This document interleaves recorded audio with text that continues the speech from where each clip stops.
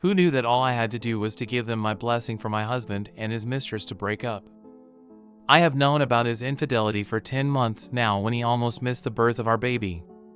We had a planned C-section, but our daughter decided she couldn't wait, and I called him all morning, confused and terrified, in pain because I was scheduled 2 weeks later. My mom finally got a hold of him. He smelled disgusting. My way. A perfume that I really hate. He looked more guilty than excited, and he smelled disgusting. Anyway, when we got home, I looked in his phone and found out about them. I don't know how he has been able to fool me, or was I just blind? I told him that I knew, and he tried to deny it, and I didn't argue. When I didn't argue, he probably felt relieved that I had dropped it, or maybe he thought I believed him. One day he came home late and he smelled of our way again, and I broke down crying and begging him to stop. To choose our family. To choose me. I love you. He just denied it again, and I didn't argue again. I told him that I hated what he was doing and that I hated her disgusting perfume. I don't think it mattered because he was working late again not a week later.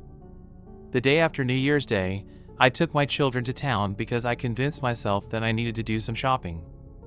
I found myself walking around his office around lunchtime looking inside restaurants. I thought that after the holidays, keeping them apart, they would be wanting to have lunch together on their first day at work. My heart was racing and my stomach churning. I thought that if I saw them together I would faint or even die, but none of this happened. I found them as I expected in the restaurant he used to take me to whenever I visited him. I was surprised that the hurt and humiliation I was expecting and fearing didn't come. Instead, I felt calm and relief. Like something big and heavy was lifted from my heart.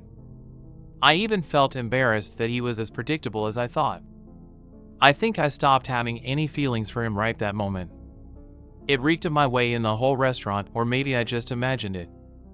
I told them that I wasn't there to cause trouble, but that I needed to see for myself. I told her that she had won and that now she could have him. I told him that if he followed after me then I would scream because he was about to. When he got home he wanted to talk. I told him that I wasn't angry or hurt anymore. He could be with her. For almost 2 weeks now they have been arguing and fighting over text because he ended the affair. I will never understand how some people function. Why weren't my tears and pleas enough for him to end it, but my blessings were? My 28/F boyfriend, 30/M, ridiculed my gift for him for our anniversary in front of our friends. Yesterday, me, my boyfriend, who we'll call Mike, and our friends decided to grab lunch together to celebrate our 2nd-year anniversary. Mike was the perfect boyfriend. Even though we met through an online blind date arranged by our common friends, he always made it into a point to treat me nicely and communicate with me calmly. But everything literally came crumbling down on me yesterday at our lunch celebration with our friends. The first time we celebrated our anniversary last year, we made it into a promise to celebrate each year of our relationship with each other alone, but our friends decided to arrange a celebratory lunch for us this time. Naturally, felt thrilled to celebrate with them since they were the ones who set us up on an online blind date during the pandemic, which is where our relationship started. They were so supportive ever since. They even paid for the reservation and food to make this special for us. It was in the middle of the lunch when this happened. His other friend cleared his throat and looked at Mike meaningfully. He then reached for something underneath the table and gave me a small box containing a dainty gold necklace with a diamond heart pendant in the middle that I've been eyeing since I saw it at the mall the last time we went out shopping together. I was so happy that I hugged him so tight and kissed him because of how thoughtful he was and how beautiful the necklace was. I was literally so shocked and giddy. I felt so happy by then that I then told him that he was not the only one with a gift, and I grabbed the book I wrote and bookbinded it for him and for our anniversary. Earlier last year, I started composing a book inspired by our story. I plan to give it to him on our 2nd anniversary as a way of remembering and cherishing our bizarre, rom-com love story, and some few poetries in there, focusing on the things in our relationship that only us knows about, like our inside jokes, experiences, challenges, and how much I love and adore him as a person. This was all dedicated to him. I handed the gift to him and told him how much I love him, and our table was so noisy from all the squealing and cheers from our friends. I was so excited to give this to him because I was so proud of my work, and I poured my heart out into this gift because I genuinely loved him and everything about him. I spent my time proofreading and rewriting each page to make it perfect, but all he did was look at my gift with a "WTF is that?" kind of face. He then proceeded to ask me how much my gift is and bragged that he bought the necklace from a very expensive brand. He told me that he was disappointed at my gift and that I am embarrassing myself. He proceeded to criticize the book's interior and exterior design, saying that it looks wonky and that I shouldn't force myself to do things I clearly have no talent for. Then he bragged about his gift to our friends, which made me feel so sick and ashamed of my gift, and also shocked because my BF seemed like another person back there. He was always the soft-spoken one, and seeing and hearing him insult my love for him crushed me. They all stayed silent and watched him as he yapped and yapped about my book that I just ended up grabbing my book and started walking out of the restaurant, straight to my apartment. He and our friends has been texting me and I haven't answered anyone yet. One of his texts said that he was just looking out for me and didn't want me to embarrass myself in front of our friends. I just felt so small and stupid for making handmade gifts when I know that I am not an artsy person, and I felt embarrassed and sad about how he humiliated me back there. I mean, the book didn't have a fancy exterior, that's true.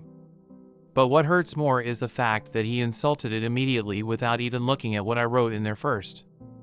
This has been weighing me down since yesterday, and I thought maybe sharing this here will make me feel better. Thank you, Reddit. I hope everyone is having a great new year, smiley face. Edit. Thank you guys for all the messages you sent me. They gave me some ideas and validated my feelings, and for that I'm very thankful about. I'm going to break up with him today. I followed one of the comments and sent him the necklace back.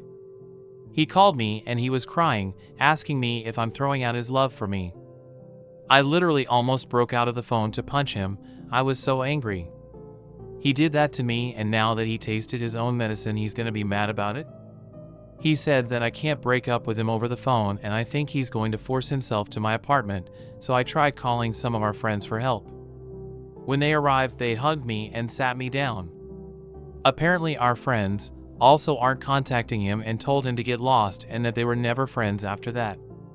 They also came over with some of my favorite foods and all comforted me, saying that they thought he was great because he used to be such a green flag. They also told me that I have nothing to be embarrassed about because all he did back there was humiliate himself, not myself. They will be staying with me throughout the night to keep me safe from him, and if he tries anything weird and aggressive, I know a lawyer friend, so I am gonna be okay. Thank you everyone for your help and time to read this. I am thankful for all of you. I can't tell my bridesmaids the real reason I'm changing their dresses. I'm getting married this year and 3 of my friends are my bridesmaids. They are beautiful, wonderful people who I love with all of my heart, and I am lucky to have them. However, I can't tell them the reason I'm changing the style of their dresses for the wedding. I'm East Asian and live in the UK. I'm very petite, I'm 5 foot nothing, weigh less than 50 kilograms, 110 pounds, and am a size UK 4 to 6, US 0 to 2. Whilst I'm tiny by UK standards, I'm considered average in my part of Asia and fit into size medium clothing. My friends are all English and bigger than me. They're at least 5 feet 5 and range from a UK size 12 to 18, US 8 to 12. They have curves in the right places and are beautiful, and one has recently given birth, so I'm aware her body will change between now and the wedding. I wanted them to wear traditional dresses from my home country for the wedding. These dresses are made up of 2 wraps, one that wraps around the waist as a skirt and one that wraps around the top half. I showed them pictures beforehand and they all said they liked the dress style and were happy to wear it. I took their measurements and sent them to my mom in Asia, who will get them ordered and made. One of the other reasons I chose this style, apart from me loving how it looks and being a link to my culture, is that they are adjustable. If they lose weight, then we can wrap it tighter. If they gain weight, we wrap them looser. Easy. I've heard them all make comments about needing to lose weight to get wedding ready and that they think they'll look huge next to me. My friend who had a baby is feeling particularly self-conscious. I don't want them to feel bad about themselves or hurt themselves trying to crash diet in order to look the same size as me. I'm literally the size of a child, everyone is bigger than me. My mom called me today and said there was a problem with the dresses. She is struggling to find a dressmaker to make them because they don't make dresses for fat girls here. I don't think she meant it in a harsh way, it's just a very blunt language and culture, and might not be able to get them made. I'm upset that the dresses might not be ready in time, but I'm also trying to think of an excuse for changing the dress style that won't hurt their feelings. I'm also stressed that I've now only got a few months to find new dresses that everyone likes, and colors that fit the theme, and that fit everyone comfortably. I'm just here to vent. I know I'll figure something out, it's just added so much more stress to everything and I feel like a bad friend. Edit, I corrected the American size conversion. I wrote this late at night and added 4 instead of subtracting 4. I'm sorry for the confusion. Thank you for the lovely words and advice, this was mainly to vent. I'm just frustrated about the entire situation. Asia still has some very toxic views and opinions about how women should look, and I get annoyed with it all. To answer some of the questions, the traditional dresses are made from a specific material, so you need to order it in a certain way to maintain the pattern and style.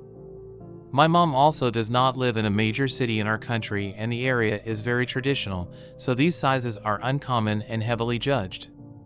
She has tried several dressmakers there and they all refused. She said she might try going to one of the bigger cities that has lots of tourists because they might be more accommodating of bigger women, but she struggles to travel so it will be difficult for her. She is trying and I appreciate it.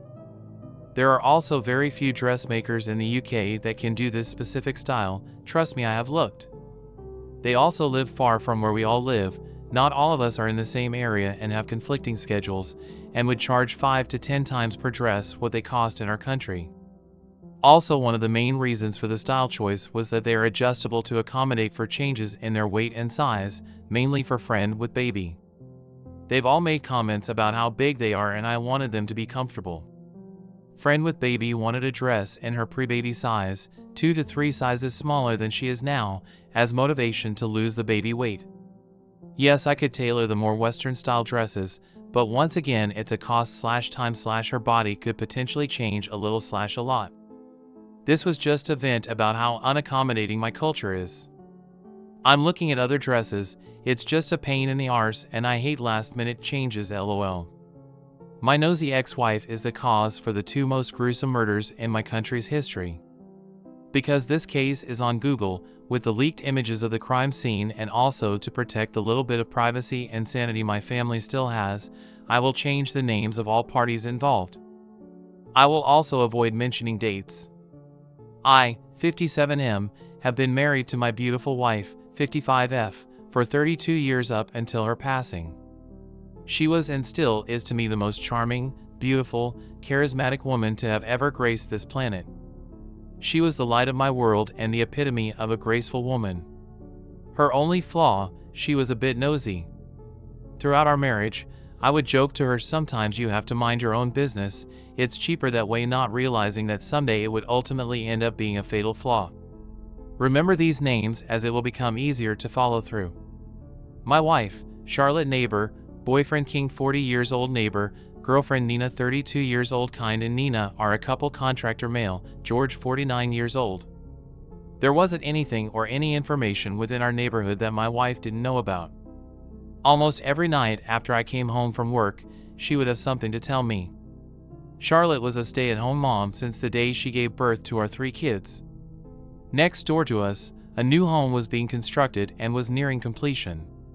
King and Nina moved in prior to construction being completed, with some of the workers frequenting the property as time winded down. According to my wife, King and Nina were involved in an extramarital affair, cheating on their spouses with each other, and in the end they had divorced their spouses to be together. Our island is pretty small, so it is a common thing to know what is happening with who and what the talk of the town is, but I prefer to mind my business. King worked night shifts and Nina was also a stay-at-home, which resulted in Charlotte interacting with them a lot. King would always say that my wife was the mother he never had. My wife grew to love King as her own, but she was never too fond of Nina. She would always make comments saying something was off about Nina. I looked past it. I interacted with them occasionally, but nothing substantial. A few months went by and construction was completed on the house next door. They really did a beautiful job. Charlotte would comment to me almost every night that one of the contractors would still frequent the house even though construction was completed, but only at night when King had left for work. I told her it wasn't my business or hers to worry about. About a month went by and she brought it up again. This time she asked if she should tell King. I told her no. We got into a huge argument about it. She called our kids, they told her no. My daughter in particularly told her mom just leave them alone.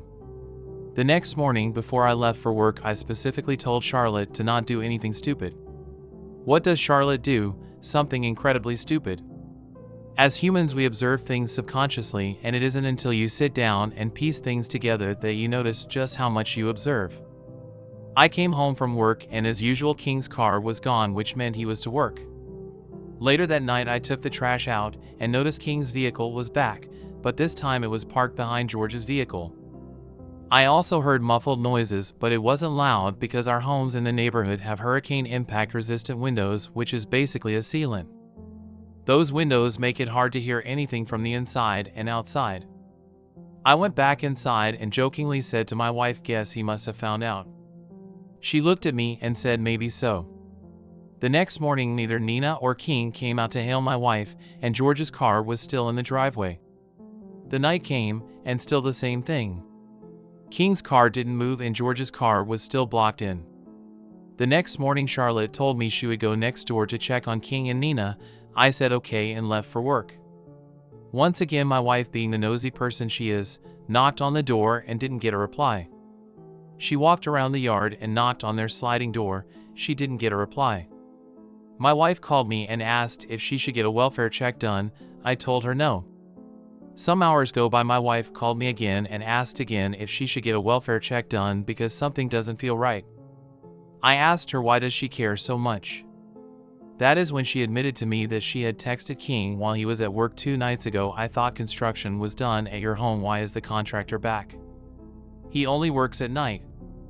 It felt like a train had ran over me because I knew right there and then everything I had observed for the last few nights and days were starting to add up. The only thing I could say to my wife was call the police. I sped home. I worked about 15 minutes from my home and I could swear to you, I made it back in 3. The police came and taped off our entire street. Nina and George were dead, decapitated, and King slept in bed with Nina's torso. King came out of the house shouting, "I killed Nina. Nina break my heart." According to the news report and interrogation of King, he said he walked into the house and caught Nina and George having sex and snapped. He took a machete and, in his words, sliced them up into pieces. For 2 nights he slept in bed next to Nina's torso. Our son, who works crime scenes and also worked this case, said that Nina's head was found in the kitchen and her feet in the living room. George's head was stuffed in the toilet and the rest of his body parts were throughout the house. He was also castrated. The crime scene photos were leaked, no one knows by who, but they were horrific. It showed everything. King wrote on the wall, "In their blood, cheaters must die." On George's stomach he wrote Cheater 1 and on Nina's stomach he wrote Cheater 2 with markers. My wife caused all of this. The timestamp on our security camera showed that King arrived back home 8:07 p.m., about 11 minutes after my wife sent him that text. I shouted at my wife some things I regret to this day. When I saw the body bags, I pointed at them and shouted to her, "You see what you caused? You are the reason why they are dead." I hate myself for doing that. My wife went into a deep depression the days after. She wasn't eating, sleeping, talking, bathing. My wife sat in a catatonic state. 8 days after everything, my wife passed away from a heart attack. I live with hate for myself every day for placing the blame on her. The truth is her actions resulted in the death of 3 people, including herself. My wife couldn't hurt a fly. I just wish she had listened. The family of George and Nina made death threats against my wife, me, and my kids. They also blamed us. Some of the other neighbors were happy to hear of my wife's death. Mentally, I struggled with the aftermath. I couldn't go to work. It was hard. I've been in therapy for a while now. A part of my assignment is to write my thoughts out, make notes about how I feel and what I was thinking. The only people who know the extent of this story are my kids and therapist. I enjoyed reading Reddit stories, but never in a million years would I imagine I'd be sharing my own. Thanks for letting me vent. Bye for now. Edit. I have been reading some comments here. Please understand that I wish this was a fake creative writing story. This is my life and years of pain I have been living with. To you it may seem fake and that's okay, but just know I wish it was. I see some of you may have found the story, which is why I tried my best to conceal information, but please do not share with anyone else, that is all I ask. Please.